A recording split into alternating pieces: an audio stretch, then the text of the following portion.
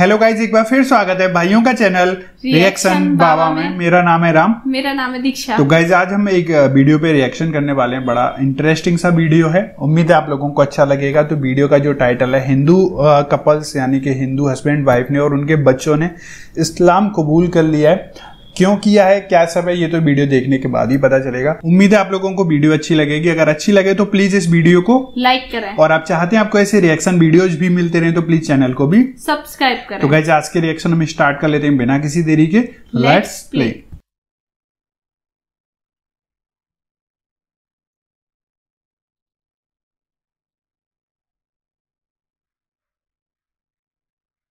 रघुवीर सिंह।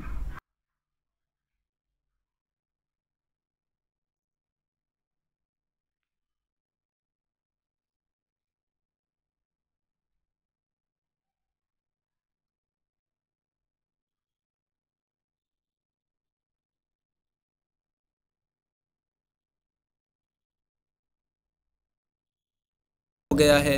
अब मेरे 3 भाई और 2 बहनें हयात हैं। वालिदा का मेरी शादी के ही साल इंतकाल हो गया था। इस वक्त मैं खतौली में जर्नल मर्चेंट की दुकान करता हूँ। दरमियान में मैंने नाई की दुकान भी की थी। शरई कबाहटों की वजह से अब मैंने वो दुकान छोड़ दी है। मेरे कबूल इस्लाम का वाक़या एक लतीफ़े से कम नहीं है। हुआ ये है कि 19 साल की उम्र में ही मेरी शादी हो गई। बीवी बहुत खूबसूरत थी। उनका मायका भी हमारे ख़ानदान से ज़रा ऊंचा था। उनके वालिद एक अच्छे किसान थे और कुछ कारोबार भी करते थे। हमारा घर गुर्बत की हालत में था। उसका दिल ना लगा। मैं 10वीं क्लास में फ़ेल था। वो मुझसे पढ़ी हुई भी ज़्यादा थी। उसने इंटरमीडिएट पास कर रखा था। वो मुझे बहुत पसंद आई और मुझे उससे मोहब्बत हो गई। एक मर्तबा उसके मायके वाले उसको लेने के लिए आए। वो घर चली गई। कुछ दिन के बाद मैं उसको लेने के लिए गया तो उसने आने से इनकार कर दिया। मुझे बहुत सदमा हुआ। फिर मैंने वालिद साहब को लेने के लिए भेजा, मगर उन लोगों ने उसको नहीं भेजा। रिश्तेदारों और ज़िम्मेदारों से सिफारिशें कराईं, मगर उन्होंने साफ इनकार कर दिया। सारी कोशिशें बेकार हो जाने के बाद सियानों और मुल्लाओं के टोने टोटके और ताबीज़ कराने शुरू किए, मगर काम बनने की कोई सूरत ना निकली। मैं उसको बहुत याद करता। मेरा दिल हर काम से उजाट हो गया और नीम पागल सी हालत में बेचैन रहता। मेरे वालिद को किसी ने बताया कि जुम्मे की रात हफ्ता की सुबह तक अकबर खान वाली मस्जिद में मुसलमानों का बड़ा इज्तिमा होता है। वहाँ बहुत से मौलवी लोग आते हैं, आप वहाँ जाओ। मेरे वालिद शनिचर की सुबह को वहाँ पहुँचे। लोगों ने बताया कि मस्जिद के बाहर जाओ, जब प्रोग्राम ख़त्म होगा किसी मौलवी से मिलवा दिया जाएगा। एक मुल्ला जी मस्जिद से बाहर तहरी की ठेली लगाते थे। मेरे वालिद साहब उनके पास गए और अपना दुख बताया। उन्होंने कहा कि हम खतौली सारे कामों में फलत वालों के पास जाते हैं। वो जवान जो खड़े हुए तकरीर कर रहे हैं वो फलत के रहने वाले हैं। वो अगरचे देखने में मौलवी नहीं लग रहे हैं, मगर फलत के हैं और फलत के लोग बहुत पहुँचे हुए होते हैं। जब वो निकले तो उनसे चिमट जाना, वो मना करेंगे, लेकिन उन्होंने तेरा काम कर दिया तो बस तेरा काम बन जाएगा। असल में वो मौलवी मोहम्मद कलीम सिद्दीकी साहब थे, जो उस वक्त मिशन स्कूल में 11वीं क्लास में पढ़ते थे। स्कूली ड्रेस में इज्तिमा में शरीक होते थे और वो जमात तबलीग से लगे हुए थे और बहुत अच्छी तकरीर करते थे, मगर लोग उस वक्त उनको मौलवी साहब कहने का तसव्वुर भी नहीं कर सकते थे। हफ्तावार इज्तिमा में जुड़ने वाली या सुबह 6 नंबर वाली बात अक्सर वही करते थे। इशराक से फारिग होकर वो बाहर निकले। बस्ता साथ था, स्कूल की तरफ रुख था। मेरे वालिद तो उनके पीछे आवाज़ लगाते दौड़े, मौलवी साहब, मौलवी साहब। वो मौलवी साहब होते या अपने आप को मौलवी साहब समझते तो सुनते। मेरे वालिद ने दौड़कर उनके कंधे पर हाथ रखा और बोले, जी ऐसी भी क्या बात है, इतनी आवाज़ दे रहा हूँ, सुनते भी नहीं। वो बोले, आप मौलवी साहब आवाज़ दे रहे थे, मैं मौलवी कहाँ हूँ। मेरे वालिद बोले, ये तो मुझे मुल्ला जी तहरी वालों ने खूब बताया कि फलत वाले अपने आप को बहुत छुपाते हैं, आपको मेरा काम करना पड़ेगा। उन्होंने मालूम किया कि आपका क्या काम है। मेरे वालिद साहब ने कहा, लड़के की बीवी नहीं आती, लड़का गम में मरा जा रहा है, कुछ काम भी नहीं करता, ऐसा ताबीज़ दे दो कि बहू आ जाए। वो बोले, भाई मुल्ला जी ने आपसे मजाक किया है, मेरे तो परदादा ने भी कभी ताबीज़ नहीं बनाया।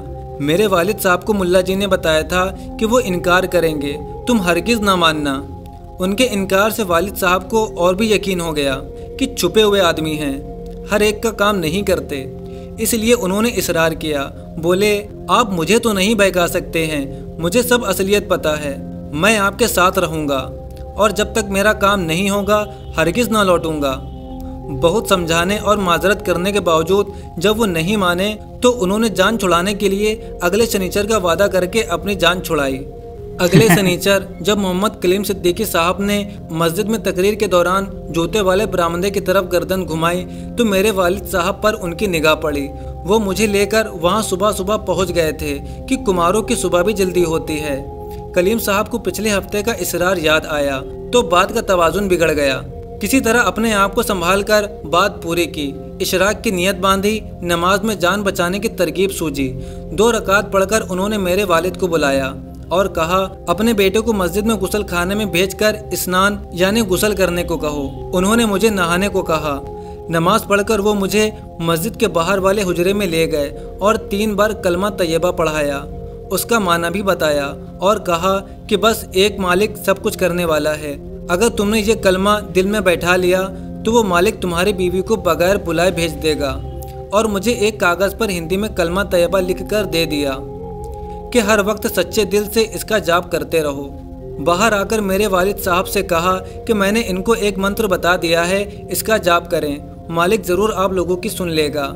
इसके बाद मस्जिद में जाकर उन्होंने 2 रकात और नफल पढ़ी और खूब दिल से दुआ की कि इलाही, जुबान से तो मैंने कहलवा दिया है, दिल में आप उतरवा सकते हैं। हम दोनों मुतमईन होकर घर लौटे।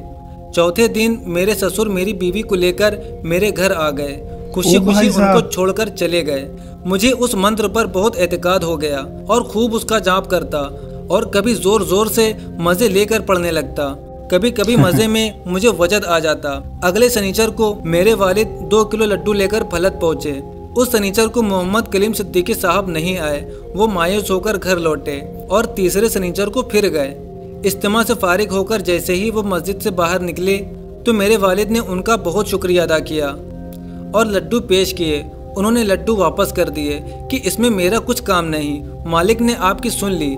मेरे वालिद ने कहा, एक बात पूछनी है कि मेरा बेटा हर वक्त आपके जिस मंत्र का जाप करता रहता है उससे कुछ नुकसान तो नहीं होगा?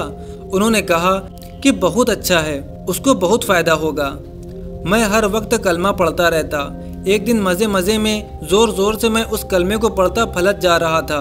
फलत के एक मुल्ला जी जो बढ़ई का काम करते थे, गुलाम हुसैन उनका नाम है, वो हमारे मोहल्ले में कुंवाड़ खिड़कियाँ बनाने आते थे। उन्होंने सुन लिया, वो हमें अच्छी तरह जानते थे। उन्होंने सुना तो बोले, अरे रघु, तू ये क्या पढ़ रहा है? मैंने कहा कि ये मंत्र है, फलत वाले मौलवी साहब ने बताया था, इसी से तो मेरी बीवी आई है। उन्होंने कहा कि ये तो इस्लाम का कलमा है, ये कलमा पढ़कर ही तो आदमी मुसलमान होता है। मैंने कहा, तो क्या मैं मुसलमान हो गया? उन्होंने कहा, अगर सच्चे दिल से तूने पढ़ा है तो तू मुसलमान हो ही जाएगा। मैंने कहा कि मैं तो सच्चे दिल से और विश्वास और यकीन से ही पढ़ता हूँ, ऐसे तो आप भी ना पढ़ते होंगे। इस पर वो बोले, फिर तो तू मुसलमान हो गया है। मैंने कहा, अब मुझे क्या करना चाहिए? दोस्तों, इसके अगले पार्ट में हम दिखाएंगे कि इनकी बीवी ने कैसे इस्लाम को कबूल किया और जब इनके वालिद साहब को इनके कबूल इस्लाम के बारे में पता चला तो उनका किस तरह का रद्द अमल रहा और इनको किस तरह की आजमाइशों का सामना करना पड़ा। दोस्तों, अगर आपने अभी तक हमारे चैनल को सब्सक्राइब नहीं किया है तो हमारे चैनल को सब्सक्राइब कर दें और बेल आइकन को भी दबा दें। तो गाइज, ये वीडियो थी, ये पार्ट 1 है, एक्चुअली पार्ट 2 में था। तो अगर आप लोग बोलेंगे तो हम आपके लिए पार्ट 2 जरूर बनाएंगे। वैसे तो उम्मीद है कि सब कुछ अच्छा ही हुआ होगा, उनकी बीबी जरूर आई होंगी, लेकिन हो सकता है कुछ और इंटरेस्टिंग मोड हो वीडियो के अंदर। होंगी नहीं, आ गई। हाँ, आ गई थी, और भी मतलब क्या कैसे इस्लाम कबूल किया और भी आगे की जिंदगी, ये सब हो सकती है ना। अगर आप लोग बोलेंगे तो पार्ट 2 बनाएंगे, और नहीं बोलेंगे तो हम इसको यहीं पे एंड करेंगे। उम्मीद है आप लोगों को वीडियो अच्छी लगी होगी। अगर अच्छी लगे तो प्लीज इस वीडियो को लाइक करें, और आप चाहते हैं आपको ऐसी रिएक्शन वीडियोस मिलते रहे तो प्लीज चैनल को भी सब्सक्राइब करें। तो गाइस, आज के रिएक्शन में बस इतना ही, मिलेंगे नेक्स्ट किसी रिएक्शन में। तब तक के लिए thank you so much for watching. Bye bye guys, see you guys, take care guys.